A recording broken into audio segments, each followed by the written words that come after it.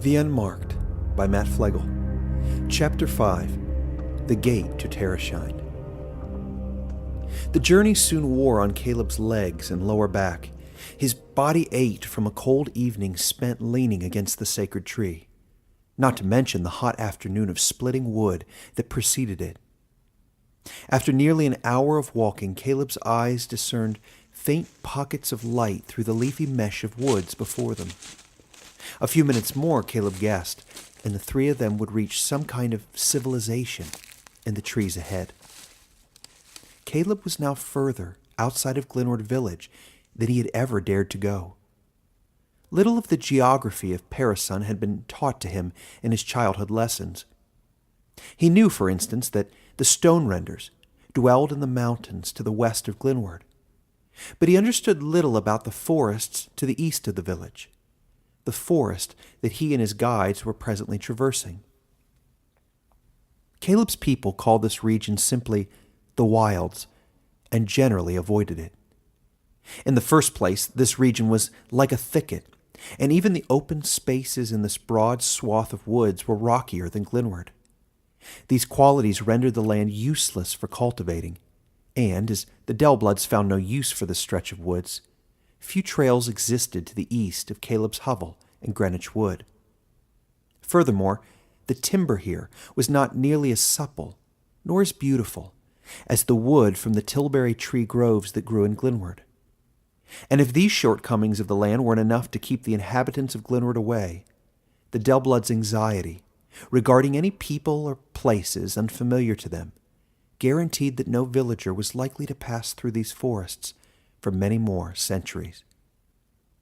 Yet here was Kaleb Dellblood, following a mythical creature and a mysterious stone-render woman into the thickly tangled undergrowth of the eastern woods.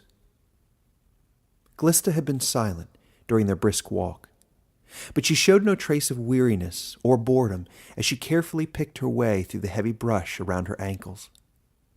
Once or twice, she turned to see if her companions were keeping up. When she did, her cold black eyes reflected the garish light of the stars above her.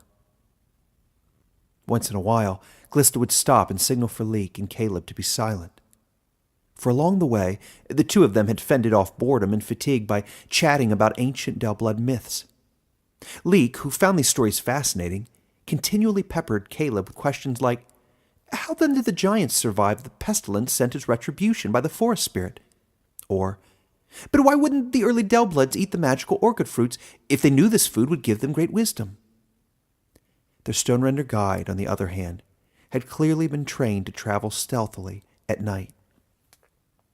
It was no accident that she had been able to conceal herself from hundreds of observing Dellblood eyes earlier that day. Her head swiveled from right to left every few seconds, discerning unfamiliar sights and sounds from the landmarks to guide her through these woods. At one point, as Kaleb watched her pale face flick from right to left, scanning the dark woods ahead of them, he asked her, "Are you afraid of the people we're traveling to see?" "Not people, Dellblood. Animals," she corrected him. "And no, I'm not afraid of them. I'm concerned that scouts from my own people have set up camp in these woods, perhaps even the one that took your people's branch. Fortunately, the stone renders are as superstitious about this untraveled forest as your people are, so we need only fear close combat if we come upon them by surprise. And for that to happen, they would have to approach me without being seen or heard." "Does that ever happen?" Kaleb said. "Rarely." "I still don't understand," said Kaleb. "What interest would your people have in the woods near Glenwood Village? They live many miles to the west, don't they?" Glista took a long look at the sky as though searching for an elusive star to navigate by. Then she turned her full attention to Kaleb. "My people have become curious about many things lately, in spite of their superstitions. Chief among these curiosities is this sacred tree that your people celebrated." She glanced down at Leek. "And the beasts who dwell in these woods." Before Kaleb could ask her anything else, Glista squatted and ran her fingers along some scattered leaves on the ground. "No one has crossed this path tonight but us," she said. "We should be safe. Let's proceed to the gate of Terishine." The woods they soon entered grew even denser, populated by wide, gnarled trees whose spindly branches ran all the way down to the forest floor. The vegetation here was taller and leafier than any to be found in Glenwood. Kaleb began to understand why even the most adventurous Dellbloods rarely traveled into this territory. It would take a gifted tracker like Glista to find a passable route through these woods. Kaleb watched as his guide paced another 40 yards toward what looked like a tangled patchwork of vines draped over a rock face. The rocky wall before them stretched upward the length of 3 grown men and appeared impossible for an ordinary man to scale or leap over. Glista looked back at Leek and signaled to him with a quick motion of her hand. He scampered toward the vein-like crisscross of vines and promptly disappeared near the wall's base, into an almost invisible hole between the vines. For several minutes, nothing happened. Kaleb saw no concern in Glista's face, however.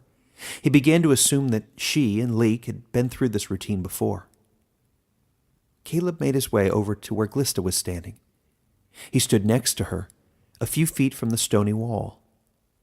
Just then, the vines running along the outside of the wall began rapidly receding upwards and downwards until a crude stone door revealed itself in the rock wall before them. Glista stepped toward it, and the door slid back noisily on an invisible hinge, granting them access into a dark passageway. The door was clearly dimensioned for an animal that would enter on 4 feet, and not for a man or woman walking on 2. Glista crouched and bent her head down to pass through the door into the darkness beyond it. Kaleb took a deep breath and followed her. The passage they found themselves in was cold and damp, and wound through what seemed to be a maze of rocky tunnels running sideways rather than straight ahead. Kaleb guessed that the wall could not be as deep as it seemed, for after a short walk, light began to fill the tunnel, revealing the glimmer of precious metals in the tunnel walls. They shone with flecks of reddish gold and a magnificent emerald-colored substance that lined the surface of the rocky walls. The brightness in the tunnel grew and soon became identifiable as torchlight from not far ahead. Chattering and bustling noises soon became perceptible to them, and a few moments later Kaleb and Glista found themselves emerging from the rock tunnel and out into a broad courtyard. Kaleb blinked away the strong light that flooded through the opening tunnel, and the scene that met his eyes as he gazed around the open courtyard took his breath away. The well-manicured courtyard was unlike anything Kaleb had ever seen in Glenwood Village, filled with beautiful rustic furniture and carefully tended vegetation. All around the courtyard ran a smooth stone wall, presumably the opposite side of the thick perimeter wall through which Glista and Kaleb had entered the tunnels. However, on this side of the edifice, the vines running over the wall were less tangled and had flowered in a lush array of broad pink and yellow petals. Kaleb saw that the courtyard was filled with beautifully crafted arbors and long wooden tables, too short for a human to sit at. Golden cup saucers, bowls, and even more ornate goblets were sitting out everywhere. It appeared that a meal had just taken place, since there were half-eaten orchid fruits and nuts scattered all over the tables. But Kaleb spent only a few fleeting seconds to observe the architecture and furnishings of the courtyard. For a gathering of strange but graceful beasts that Kaleb had never seen, nor could have ever imagined, dotted the massive lawn before him. Some of these creatures, most of them smaller than 4 feet when standing on their hind legs as they were currently, were still gnawing away at the rind of a fruit between their paws when the 2 humans stepped out into the courtyard. When Kaleb and Glista emerged from the tunnels, the bustling noises of laughter and munching fell to silence. Several dozen creatures spun around on their hind paws to face the two humans. There were at least 5 or 6 distinct species of animals represented, some of whom Kaleb recognized from his people's ancient artwork. Some looked faintly like hedgehogs crossed with moles, others like coyotes, others still like large frogs. The animals began shuffling toward their new guests in small clusters, while whispering in hushed tones and pointing, not so discreetly, at the two humans, blinking in the warm torchlight. Curiously, Kaleb noticed among these creatures none like Leek. Just as this thought occurred to Kaleb, he spotted Leek dashing past the other animals toward a large purple tent at the other end of the courtyard. The tent was overlaid in intricate patterns of delicately stitched gold fabric that also ran along the tent's edges and formed beautifully knotted tassels hanging from each corner of the structure. Leek slipped under an ornate flap in the front wall of the tent. Kaleb looked over at Glista, who stood quietly at his side. She was calm and perfectly quiet, as though waiting for something. Kaleb glanced down at the curious creatures dotting the grass in front of them. "Is this the council?" he whispered to the stone render. "No," said Glista, and for the first time since Kaleb had met her, a faint smile flashed across her face. "These creatures are simply subjects of this hidden kingdom. They are interested in the council's decisions and have convened tonight to hear its rulings. The council should be adjourned shortly. If I'm not mistaken, Leek is bringing them up to speed on your arrival, at this very moment." Kaleb took a deep breath and leaned on the handle of his axe, which he had set beside him on the wet ground. At that moment, one of the hedgehog-like creatures strolled hesitantly up to Kaleb, a few other more timid hedgehogs following close on its heels. The chief hedgehog cleared its throat.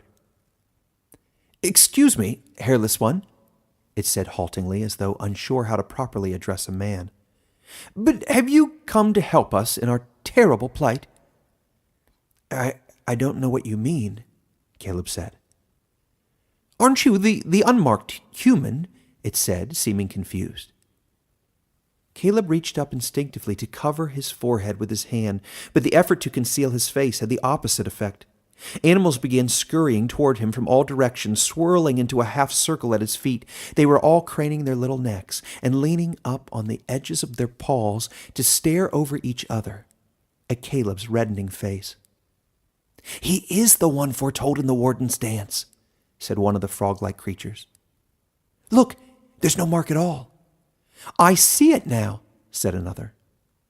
"Maybe he's a spy, though," said a third animal in a gruff voice, one of the coyotes, as it turned out. "We can't be careful enough about humans," it growled. "Think of the wolves." Kaleb surveyed the tiny faces crowded against his feet. I don't know who you think I am, but I'm not here to rescue you animals from whatever it is that threatens you. I'm just a wood splitter from Glenwood Village." "Are you not a king, though? Or perhaps a great human warrior like Glista?" squeaked another hedgehog. The other animals nodded in enthusiastic agreement with the hedgehog's comment. I am not," said Kaleb. "I know nothing of war or kings. My own people don't even speak to me." "That may soon change, child," announced a loud but solemn voice across the courtyard.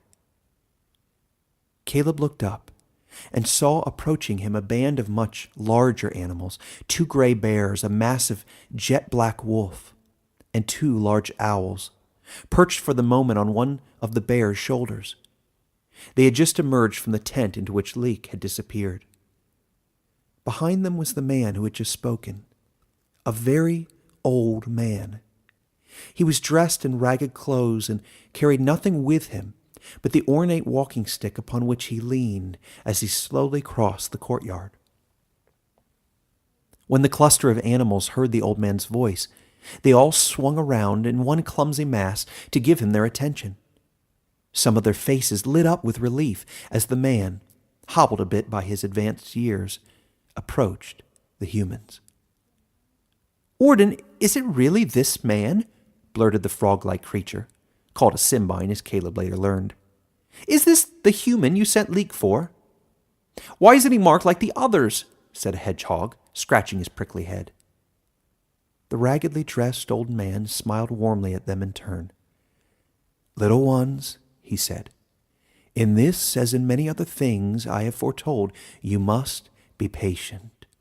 I will explain everything you need to know at the proper time, but let us crave manners before answers. With this, the old man stretched out his hand and gestured toward the food scattered over the animals' short, well-dressed tables.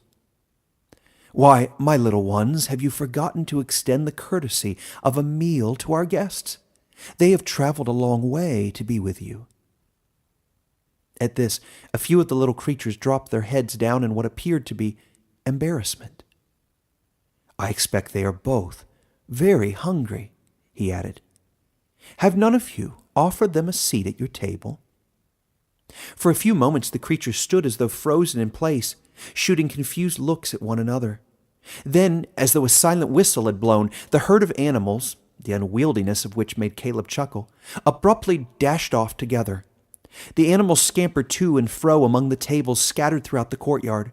They snatched an array of fruits from curious garden plants that dotted the courtyard and piled them up on 2 plates. Catching Kaleb by surprise, one of the brightly colored hedgehogs reached up and snatched his hand between 2 warm paws. The creature toted him over to a short wooden table and with a sweeping gesture invited him to sit down. Meanwhile, a sleek gray coyote brushed her fur against Glista's leg, then pranced back to another table as though signaling for the woman to follow. Moments later, Glista and Kaleb sat before plates stacked with exotic fare, fruits the like of which Kaleb had never seen. Crowded around their chairs were a pulsing mass of colorful creatures, extending open paws full of even more delicious fruits and nuts for their human guests to sample. The passel of furry hosts kept chattering over each other, peppering their guests with things like, "You must try this one first," or I grew this one myself," or "You won't find this nut anywhere in the land you come from. Chase it down with some wine, that's it." Kaleb couldn't hide his smile as he took in the whole absurd spectacle. This strange land of intelligent, courteous animals stoked an unfamiliar warmth inside of Kaleb.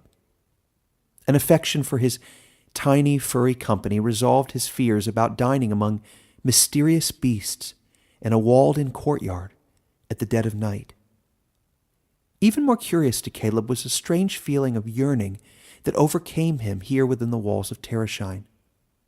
Kaleb's chores in Greenwich Wood, the deep ache in his tired muscles, his vacant seat back at the Dellblood banquet, all of it seemed so far away and unimportant while standing in this bustling, enchanting little community behind the rock walls.